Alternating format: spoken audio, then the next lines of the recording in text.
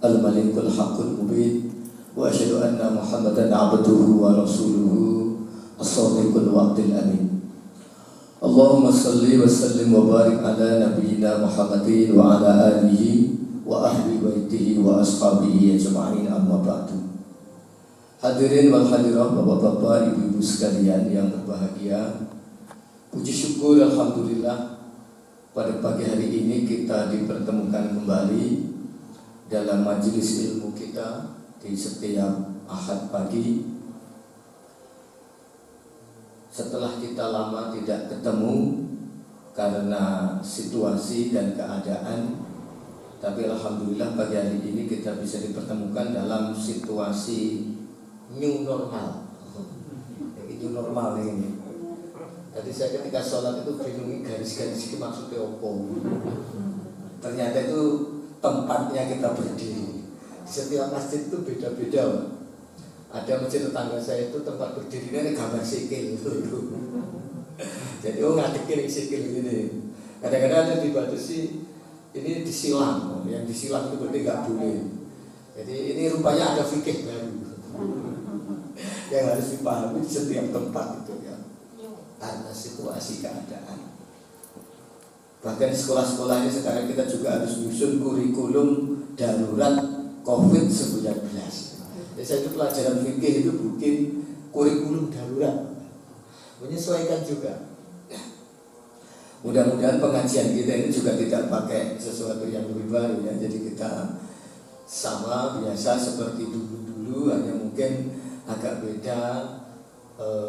Ya jaga jarak sedikit. Orang salaman ya aku pengen. Jadi ini juga ini nggak boleh salaman. Tapi orang salaman ya apa? Salaman mawon tapi berarti harus cuci tangan. Sama saja. Kita harus pakai masker seperti ini. Ini adalah protokol gaya hidup baru ya. Ini protokol kesehatan dalam rangka kita tetap bisa melangsungkan kegiatan kita sehari-hari di situasi pandemik seperti sekarang ini. Baik Bapak Ibu sekalian yang berbahagia, tema pengajian kita pada pagi hari ini sebagaimana yang ada di dalam slide tadi sedikit terlambat menayangkannya karena ya sedikit masalah teknis yang tidak diketahui oleh Ustadz yang katrok seperti saya ini. Untungnya banyak yang ahli jadi bisa. Tema kita yaitu tentang mengetahui bahaya lisan. Lisan kita ini Bapak sekalian, kita semua masing-masing punya lisan ini, ngapunten. Ada yang ketutupan masker, ada yang tidak. Nah, ini di satu sisi dia bisa mengangkat derajat kedudukan kita sedemikian mulianya. Tapi di sisi yang lain, ini juga bisa membahayakan diri kita, sehingga akan menghancurkan kehidupan kita. Saya teringat satu peristiwa dalam sejarah itu yang kemudian bisa menjadi hikmah yang besar bagi kita. Ada seorang yang namanya itu dicantumkan di dalam Al-Quran. Dia bukan seorang nabi, orang biasa. Bahkan di dalam kehidupan sehari-hari dia itu statusnya sebagai budak. Nek budak niku nek zaman biyen niku saelek-eleke wong. Karena dia itu hak hidupnya dikuasai oleh orang lain. Budak hitam, elek kok wong itu. Penampilannya itu jelek. Kula niku elek, tapi lu eleknya. Ini secara fisik. Tetapi beliau itu mempunyai kemuliaan yang luar biasa di hadapan Allah Subhanahu wa taala. Karena apa? Karena kearifannya, karena kebijaksanaannya di dalam hidup. Sehingga namanya itu diangkat di dalam Al-Quran dan bahkan menjadi salah satu nama surat di dalam Al-Quran, yaitu surat Luqman. Namanya Luqmanul Hakim. Nah, pada suatu hari Luqman ini oleh tuannya diminta untuk menyembelih seekor kambing. Karena tuannya itu akan punya tamu yang istimewa sehingga harus dihidangkan menu yang istimewa. Maka kemudian tuannya itu meminta kepada Luqman ini untuk menyembelihkan seekor kambing, kemudian mengambil daging yang terbaik dari kambing itu. Maka kemudian setelah dipotong kambing itu, dipilihlah 2 bagian kambing itu. Kambing itu kan macam-macam ya, enek sampile, enek kepalanya, enek napone gitu ya. Nah ini dipilihkan oleh beliau itu 2, yaitu yang pertama hati, yang kedua lidah. Dicukupi lulu nih. Kemudian ditanya oleh tuannya itu, wahai Luqman, apakah tidak ada yang lebih baik dari kedua ini? Ya yang saya tahu yang terbaik yaitu hati dan lisan dan lidahnya. Nah kemudian penasaran si tuannya itu, coba kamu potongkan lagi 1 kambing. Kemudian pilihkan bagian daging kambing ini yang paling jelek. Kemudian dipotongkan sekali lagi. Setelah itu diambillah 2 bagian daging itu yang paling dari bagian binatang itu, dari hewan itu, dari kambing itu yang terjelek. Oleh beliau diambil 2 bagian yaitu sama, lidah dan hati. Tuannya itu semakin penasaran. Loh, lah kok bodoh ini? Karena memang tidak ada yang saya lihat yang lebih jelek daripada 2 itu. Ya Bapak Ibu sekalian yang berbahagia, makna dari peristiwa ini adalah bahwa manusia itu bisa menjadi orang terbaik itu kalau 2 bagian dari dirinya itu, hati dan lisannya itu baik. Orang juga akan bisa menjadi hancur martabatnya, kedudukannya, kemuliaannya juga karena 2 ini, lisan dan hatinya. Oleh karena itu lisan ini harus kita ketahui hakikat lisan itu. Bahkan Nabi itu pernah memberikan satu gambaran bahwa orang ini, manusia ini akan bisa mulia kalau dia itu bisa hifdzul lisan, menjaga lisan. Karena begitu besarnya namanya bahaya lisan itu, tidak ada satu kekuatan yang bisa menghentikannya kecuali 1, diam. Meneng itu gampang teman. Nek modele awake dhewe iki kon meneng iki rada angel. Gampang komentar awake dhewe. Padahal diam itu kalau diniati untuk menghindarkan dari bahaya lidah, dari maksiatnya lidah ini, maka diam itu bernilai ibadah. Jadi menenge wong mukmin itu ibadah, karena diamnya itu menghindarkan lisannya dari hal-hal yang timbul yang tidak baik yang timbul dari lisannya itu. Karena itu di antara amalan-amalan orang terdahulu, orang-orang soleh terdahulu, para sahabat Nabi itu ialah menjaga lisan. Menjaga lisan. Yang namanya Abu Bakar As-Siddiq itu, beliau itu kemana-mana itu sanguwatu. Sanguwatu ini ku damel ngapunten, damel ganjel tutuke itu. Cek ora kakek ngomong dulu. Nek misalnya iki ya apa carane? Ora kudu watu. Jadi wis kok ngempet aja sampai kakean ngomong. Sing repot niku dari ustaz. Ustaz itu gaweane ngomong. Nek kan ngomong ya repot tadi. Ya, karena itu jadi ustaz niku kemungkinan kesleo melakukan kesalahan itu besar. Karena pekerjaannya itu ngomong. Kan gak mungkin ngeten-ngeten dok. Oleh karena itu Bapak sekalian, mari kita ini belajar banyak tentang bagaimana mengetahui bahaya lisan.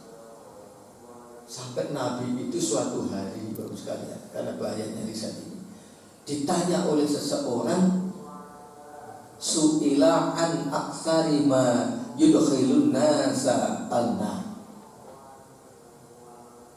ditanya oleh seseorang tentang hal apa yang menyebabkan sebagian besar manusia itu masuk neraka. Atas pertanyaan itu kemudian Nabi itu mengatakan dua, yaitu al-famu wal farj. Sesuatu yang menyebabkan kebanyakan manusia itu masuk neraka itu yaitu dua hal. Yang pertama al-famu, lisan, mulut. Cara Malang itu kasar, cangkem. Ini gara-gara ini oke bisa mlebu neraka. Yang kedua itu farj, kemaluan. Banyak orang yang tidak bisa menjaga kehormatannya itu, kemaluannya itu. Sehingga Nabi dalam kesempatan yang lain itu, kalau kalian itu bisa menjaminkan atasku di antara dua rahang dan di antara dua pahanya itu, maka aku akan menjaminkan atas kalian itu surga. Yang dimaksud dari tadi al-famu wal farj. Jadi jaga luru niku ternyata bukan urusan yang sederhana. Karena itu sekalian, melalui taklim kita pagi hari ini kita ingin mengetahui di antara bahaya lisan itu. Nah, apa bahayanya? Mari kita lihat selanjutnya. Nah, yang pertama ini,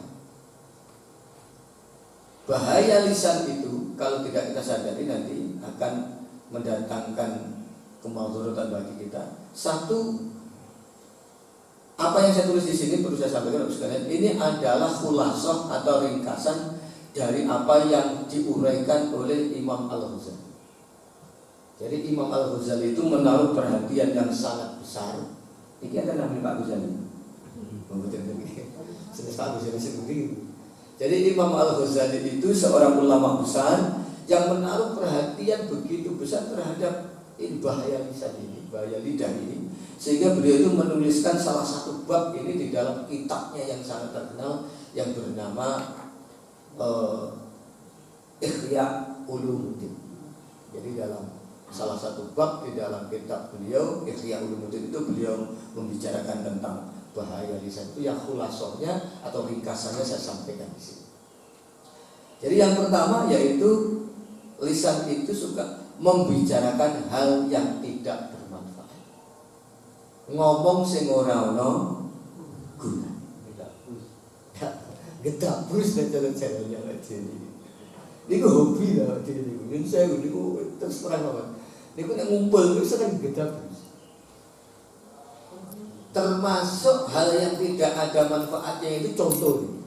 Ini kata yang kalau kita berbicara dengan teman kita dalam majelis itu membicarakan pengalaman kita, terus kemudian pengalaman itu dibicarakan di hadapan majelis itu. Misalnya contohnya, aku diingatkan, dolan kono lho, papi, ngono papi, warungnya enak-enak, yo bakule upayu-ayu, misalnya.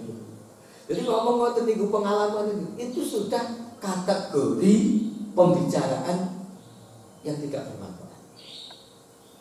Adalah ini sumbernya ngoten-ngoten cerita niku.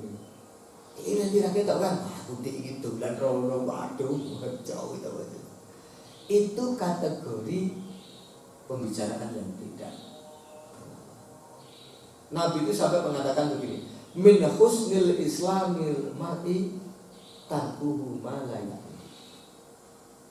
Termasuk baiknya, tanda baiknya keislaman seseorang itu tarkuhu ma la ya'ni, meninggalkan hal yang tidak ada manfaat.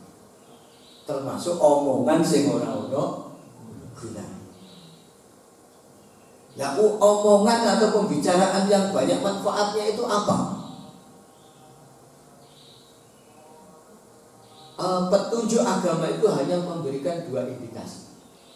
Pembicaraan yang berfaedah atau bermanfaat bagi dirinya itu, yaitu pembicaraan yang bermuara pada dua. Yang pertama terkait dengan zikrullah, yang kedua terkait dengan tafakkur, berpikir tafakkur, membicarakan atau memikirkan ayat-ayat Allah. Jadi berbagai macam pembicaraan itu kalau nanti diniatkan pada dua hal itu, mengarah dua hal itu, maka itu baru ada nilai manfaat. Kalau kita ngajar di kampus atau ngajar di sekolah, niatnya niku ngulang arek supaya bisa mikir terhadap ayat-ayat Gusti Allah, tanda-tanda kebesaran Allah, maka itu baru ada niat. Kalau kita diam meneng terus kalau wiritan hati kita ini mengagumi kebesaran Allah, maka itu bermanfaat. Kenapa kok seperti itu? Kenapa kok harus seperti itu? Karena segala pembicaraan atau hal yang menyebabkan kita ini lupa dari mengingat Allah, itu akan merugikan. Karena ruginya apa? Karena kita akan cenderung lupa dari Allah, sehingga nanti ujung-ujungnya kita terjebak kepada kecintaan pada dunia. Kalau kita lupa dari mengingat selain Allah, itu ujung-ujungnya kepada dunia. Nah, itu yang berbahaya. Bahayanya kenapa? Dulu pernah saya sampaikan Bapak-bapak Ibu sekalian, bahwa manusia itu asalnya dari Allah Subhanahu wa Ta'ala. Dengan izin Allah, manusia itu yang dalam bentuk aslinya berupa ruh itu kemudian oleh Allah diperkenankan untuk menjalani kehidupan di dunia ini, untuk mencari pengalaman dan mencari jalan untuk kembali kepadanya. Jadi manusia itu di dunia ini diberikan tugas untuk mencari hal yang mendatangkan keridhaan Allah dan mencari jalan keselamatan untuk kembali kepada Allah. Nah, dan untuk itu kemudian manusia harus mengenal kembali tentang hakikat dirinya. Kenapa? Karena begini Bapak sekalian, di antara tabiat manusia itu, ketika manusia itu telah dibungkus dengan jasad, dia itu lupa akan hakikat dirinya. Dalam Al-Quran itu kan dikatakan begini, di alam azali itu, dalam Al-Quran diceritakan, semua ruh yang akan terlahir ke dunia itu kan terikat satu perjanjian. Ketika Allah mengatakan alastu birabbikum, bukankah aku ini Tuhanmu, kata Allah, maka ruh-ruh yang akan terlahir ke dunia itu mengatakan qalu bala syahid. Unsew, awak dia iling kan? Ora iling, kula ora iling. Lah kok ngerti? Diceritakan. Nah, jadi salah satu tabiat manusia itu ketika ruh itu, manusia dalam arti ruh itu, ketika masuk ke dalam jasad, itu lupa akan hakikatnya yang dulu. Maka kemudian Allah itu dengan Rahman dan Rahimnya mengutus para nabi dan rasul dengan membawa kitab suci untuk memberikan kabar gembira, mengingatkan kembali pada manusia akan kejadian yang seperti itu, akan hakikat manusia yang seperti itu. Sehingga sekarang kita bisa mengenal, bisa tahu lagi itu karena diberitahu oleh nabi dan rasul, diberitakan lagi kepada kita. Nek ngerti. Maka kita harus bersyukur dieling nih oleh para nabi dan rasul. Karena nabi dan rasul sudah tidak ada, maka pewaris para nabi dan rasul itu adalah para ulama, orang-orang yang mewarisi ilmunya para nabi dan rasul itu, yang akan menyampaikan kepada kita semua ini, sehingga kita tahu, oh ternyata biar awake dhewe iki ngono. Nah, ketika kita ini akan nanti kembali kepada Allah, nah, maka kita ini dilatih supaya senantiasa ingat akan jalan kembali ini. Di antara cara yang harus kita lakukan supaya kita ingat terus akan kembali kita kepada Allah SWT itu dengan cara zikir dan tafakur. Jadi kita zikir ceelin terus bahwa kita ini akan kembali ke sana. Kita tafakur itu juga supaya kita ingat bahwa kita nanti akan kembali ke sana. Karena itu zikir itu unsur yang sangat besar. Wala zikrullah akbar. Dan zikir itu ada urusan yang sangat besar. Karena itu akan membawa manusia pada suatu kesadaran, dia akan kembali kepada Allah Subhanahu wa Ta'ala. Nah, di antara cara zikir kita itu yang paling utama yaitu dengan sholat. Sholat itu adalah salah satu bentuk zikir kita yang utama. Aqimis sholata li dzikri, kata Allah. Dalam Al-Quran dikatakan, tegakkan sholat untuk mengingatku, kata Allah. Maka ketika orang sholat itu, Bapak sekalian, jangan hanya dimaknai secara syariat. Syariat itu kan ya takbiratul ihram, dimulai takbiratul ihram, diakhiri dengan salam, di dalamnya ada bacaan, ada gerakan tertentu kan begitu. Maka sholatnya jadi sah. Ini syariat. Target kita dalam sholat itu bukan begitu. Secara rohani harus kita pahami bahwa setiap kita sholat ini ada peristiwa rohani, yaitu kita melatih diri ingat kepada Allah, melatih diri kita kembali kepada Allah. Karena Allah itu gaib, karena Allah itu tidak terjangkau oleh diri kita, oleh panca indera kita, maka Allah memberikan sarana dalam rangka melatih diri kita ingat kepada Allah itu, kita menghadap Satrul Masjidil Haram, menghadap Masjidil Haram, kiblatnya ke arah sana. Itulah sebabnya kenapa ketika sholat itu ngadep kiblat. Itu kan menghadap Allah hakikatnya. Tetapi karena Allah itu gaib yang kita nggak tahu di mana, maka kemudian Allah berikan petunjuk supaya kita ini ketika sholat itu menghadap kiblat, Satrul Masjidil Haram. Sehingga ketika kita sholat itu, ngapunten, fisik kita menghadap Ka'bah, Masjidil Haram, rohani kita, hati kita ini harus juga hadir di sana. Allahu Akbar. Dan itu hati dan pikiran kula jenengan itu kudu hadir di sana. Seluruh dunia ketika sholat itu harus ke sana, hatinya itu. Dan itu banyak nih. Wong atine menungso iku yang lain. Lagi Allah Akbar juga melayu balik meneh teko malang meneh. Lagi Allah Akbar balik. Dan itu gimana apa to? Yang layu betul apa tapi balik meneh, kudu balik meneh, kembali lagi ke sana. Tujuannya apa? Supaya ingat jalan kembali. Karena pada saat nanti kita meninggal dunia, ruh itu nanti balik lagi. Wis sampah, wis terlatih melalui sholat itu. Jadi hakikat sholat itu saja ini latihan mulai. Sehingga dikatakan as-sholatu mi'rajul mu'min. Sholat itu mi'rajnya orang mukmin. Mi'raj itu kan menghadap Allah. Latihan. Sehingga peristiwa sholat itu peristiwa yang luar biasa. Secara rohani peristiwa besar yang akan membuat kita ini terlatih untuk senantiasa hadir di hadapan Allah Subhanahu wa taala. Baru di situ sekalian urusan kehidupan kita ini menjadi bermanfaat kalau digunakan untuk zikir dan tafakur. Jadi kita menghindarkan dari hal-hal yang tidak ada manfaatnya. Itu di antara cara ciri-ciri orang yang mukmin itu kan dalam surat Al-Mu'minun kan dikatakan itu qad aflahal mu'minun alladzina hum fi sholatihim sahun walladzina hum 'anil lagwi mu'ridun. Meninggalkan hal yang tidak ada. Ini termasuk pembicaraan. Ini yang pertama. Kemudian yang kedua, sekalian,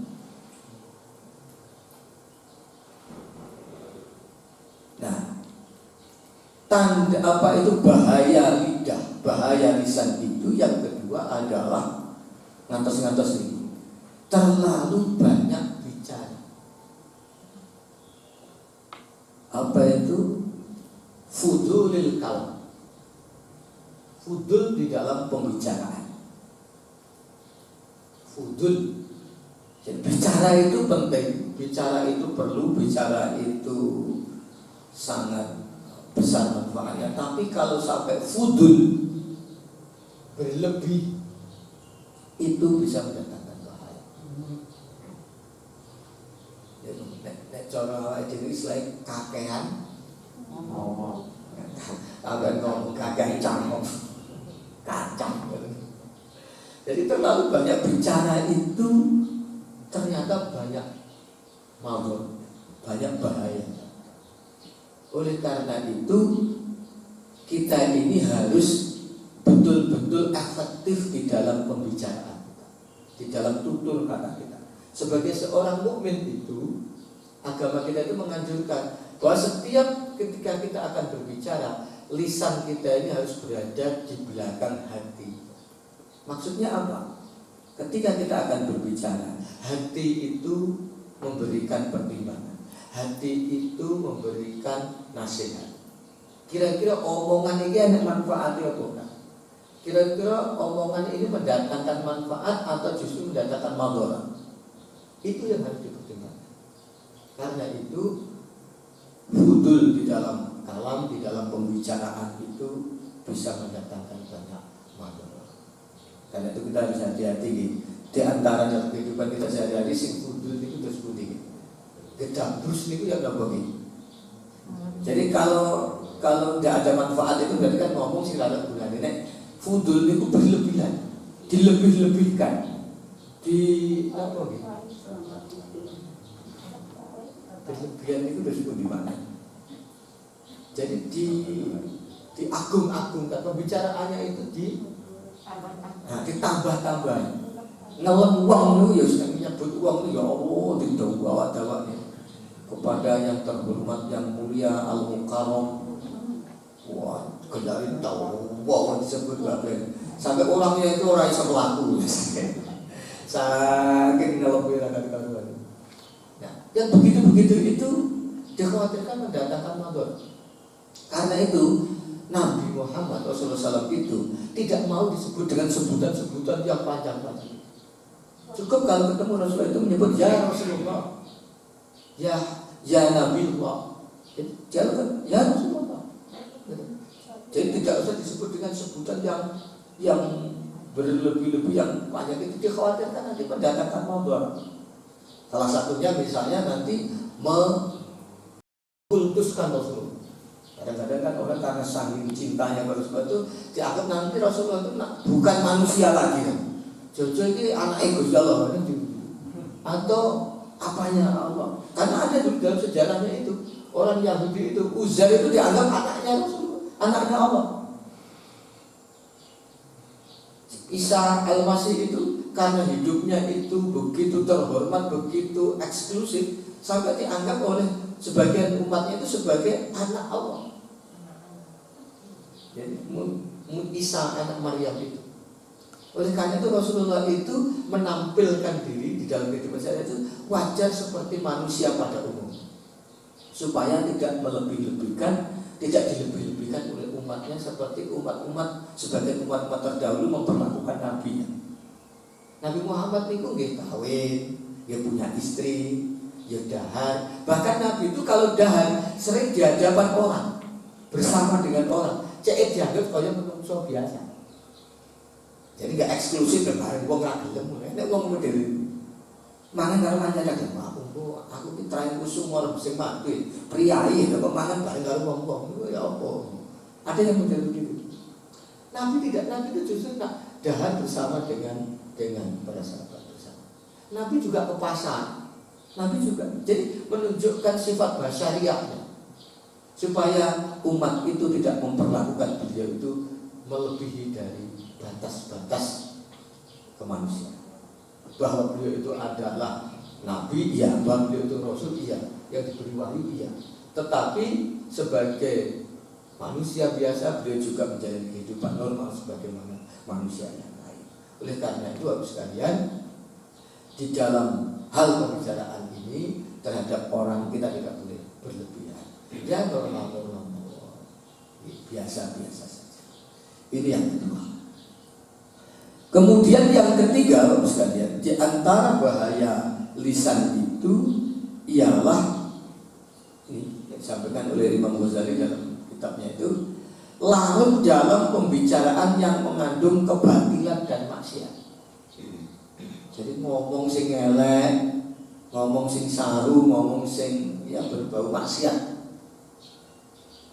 Biasanya ngomongnya ngomong sing jorok, sing batil, tak sopan enggak ya. Biasanya ini forum-forum itu dulu. Itu nek orang nggak biasa begitu, ini biasa, dia betul enak. Tapi nek orang biasa begitu, ini nek orang ngono ini orang enak. Enak ngumpul, omongane sing saru-saru, sing elek-elek, sing berbau maksiat. Betul niku sempurna. Gue cekakaan ngomong soal betul itu. Tapi masuk enten sing ngeten iki, sing seneng ngeten iki. Enten tak sing iki. Oh alhamdulillah. Jadi mestinya kita ini kalau sebagai seorang mukmin itu tidak ngomong sih elek niku isi. Saru. Aja ngomong ngono. Kalau kita enggak mampu mengingatkannya ya kita menghindar dari majelis yang begitu. Omongannya kok ngono, sopan ngono, omongannya kok elek ngono. Ngomong tentang kemaksiatan. Hati kita ini jadi protes, sehingga kita menghindar dari itu. Oleh karena itu Bapak sekalian, hati-hati. Lidah ini kadang-kadang kata seorang sahabat Nabi itu dari begini. Kalau dia mengatakan bahwa suatu hari ada kalanya lidah ini mengucapkan sesuatu yang mendatangkan ridhonya Allah, tapi dia tidak sadar bahwa itu mendatangkan keridhaan Allah, sampai pada akhirnya nanti pada hari kiamat ketika bertemu dengan Allah, Allah ridho dengan pembicaraan itu. Jadi ada wong niku ngomong mengucapkan sesuatu yang ucapan itu sesungguhnya mendatangkan keridhaan Allah, tapi dia nggak sadar. Nah ini ucapan dia itu mendatangkan keridhaan Allah, maka Allah menahan itu sampai nanti datang di mana dia bertemu dengan Allah sehingga Allah ridho dengan pembicaraan itu. Tapi sebaliknya ada orang yang tidak sadar dia ngomong, dia itu berbicara, yang pembicaraannya itu mendatangkan murkanya Allah. Dia nggak sadar bahwa itu mendatangkan kemurkaan Allah omongannya itu. Sampai pada hari kiamat dia nanti ditetapkan kemurkaannya itu, ditetapkan kemurkaan Allah itu ditetapkan kepadanya karena pembicaraan yang dia lakukan itu. Jadi nanti dengan omongan itu, termasuk ngomong sini, yang khawatirnya pembicaraan yang mendatang yang di dalamnya ada pembicaraan yang terkait dengan kebatilan dan kemaksiatan itu mendatangkan kemurkaan Allah, walaupun Allah itu nggak niat. Ya, ini lisan. Lah ini dijogo saestu nih, hifdzul lisan. Lisan itu koyo asu sing galak, kata seorang yang alim itu. Asu galak. Mulane supaya gak jegok niku ya dikekang. Di napa niki istilah? Dibungkem ngoten lho. Karena asu jegak juga akhirnya kan congor niku dibrogas dibungkus niku. Cek ora medhi kok. Masker. Nah, kayak masker. Betul-betul karena ini jadi kan langsung galak ini. Ya betul masker. Ini yang keempat. Nah, di antara hal yang menyebabkan mendatangkan bahayanya lidah itu ialah lidah itu bisa atau lisan itu bisa menimbulkan perselisihan dan perdebatan. Semarai kisruh, marai geger. Ini gara-gara omongan. Kan gara-gara omongan itu geger. Sa omah, sa RT ini bisa gegeran gara-gara omongan. Akhirnya terjadi perselisihan. Nah, udah bilang muga-muga teng kampung ini mboten ngantosaken dadian gegeran, udur-uduran pas mau wafat sampai rame sampai tawur misalnya bener nggih. Alhamdulillah. Ini ku repot niku. Ini gara-gara omongan iki. Lambe sing mboten namung pirang senti ini. Karena itu di dalam urusan perdebatan itu ada yang diperbolehkan, ada yang tidak diperbolehkan. Kalau debat dalam rangka misalnya ngadu gagasan, mencari mana yang lebih baik, ide-idenya, misalnya debat calon kepala daerah, debat calon presiden, asal tidak menyerang pribadi ya. Jadi adu gagasan, adu ide lah itu nggak apa-apa. Yang diserang itu gagasannya itu, diuji kebaikan, itu tidak apa-apa. Tapi kalau perdebatan itu debat kusir yang mengarah kepada perselisihan, gegeran, teman-teman gitu. Dan itu sih betul. Kan sering terjadi betul itu. Panas apa akhirnya gedot. Kan betul sih. Oh ini akhirnya debat api-apian kok akhirnya balang-balangan kursi, balang-balangan meja, jadi apa ini berarti yang berbahaya. Jadi dalam konteks seperti itu kemudian Nabi itu sampai memberikan warning. Jadi lebih baik kita ini menghindari perdebatan. Kalau kamu itu benar, kalau dalam debat itu kamu itu benar, tapi kamu itu menghindari perdebatan itu, menghindari supaya nggak ada perselisihan, maka Allah akan mengangkat derajatmu pada posisi yang berbeda. Tapi kalau kamu itu salah, terus kamu itu menghindari perdebatan, Allah juga akan menyelamatkan kedudukan kita karena posisi kita.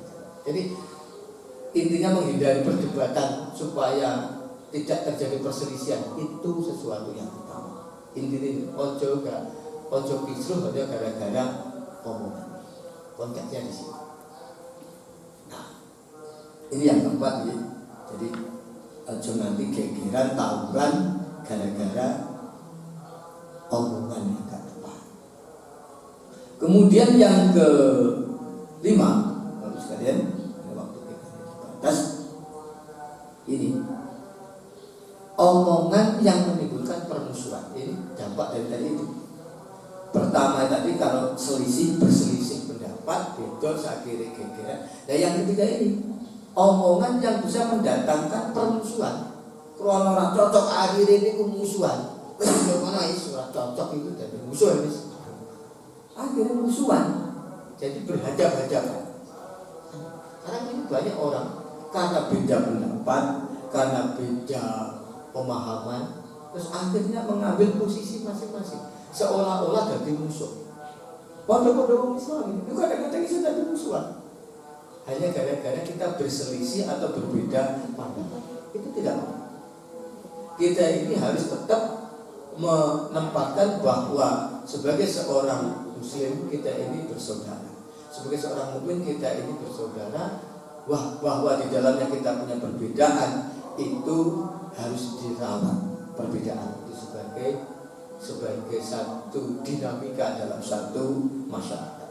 Kita harus gambarkan bahwa di dalam komunitas muslim itu seperti 5 jari yang berbeda-beda, yang satu dengan yang lainnya itu kita saling melengkapi, saling membutuhkan. Berbeda tapi kita saling melengkapi, saling menguatkan. 5 jari itu kan berbeda-beda. Ada jempol, ada jari telunjuk, ada jari tengah, ada jari manis, ada jari kelingking. Ini beda kabeh. Tapi ini bisa kompak loh. Nek gegem kan ngelokok wong ya lumayan iki. Karena kompak. Tapi nek beda, siji mentara ra iso susah.